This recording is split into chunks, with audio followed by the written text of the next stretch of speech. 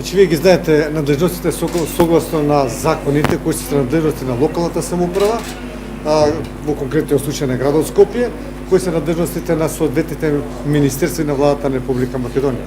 Значи, оваа информација се гледавме да ја направиме што поопсежна и поцелосна. Значи, сите можни мерки кои што може да настанат, ние се ги ставили се во информацијата и тие се предмет на дискусии, на разгледување на стручните служби на градот Скопје. Меѓутоа, тие се исто така предмет на разгледувањето на Комитетот за животна средина и за здравје, кој што има континуирано состаноци во кој што градот Скопје е еден од активните и најактивните учесници во сето тоа. Така да ние она што се однесува за мерки врз основа на информациите што ги добиваме од Министерството за животна средина, значи градот Скопје ги пласира тие мерки, тие препораки, а во однос на мерките, во тој случај, значи, ние сме врзани со министерствата во нивните донесувања. Која мерка како ќе биде, понатака ќе биде предмет на дискусија на Комитетот за здравје.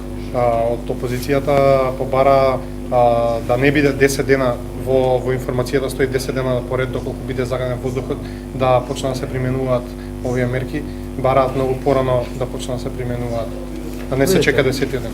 Јас би ги сослушал сите дискусии, па после би донесувале одлуки. Нормално би реков дека не е само од нашето обмислење, туку и тие мерки да се донесуваат заедно со соодветните ресорните министерства. Важно е зашто автобускиот превоз во ЈСП е бесплатен во ситуација кога знаеме дека ЈСП се сноси со загуби, постојано ги опоменувате како ќе се покријат тие загуби доколку биде автобускиот превоз бесплатен, а што се однесува тука треба да бидат пуштени повеќе автобуски линии, дали има доволен капацитет на возачи ЈСП за да одговори на ова? Тоа е една од предлог мерките.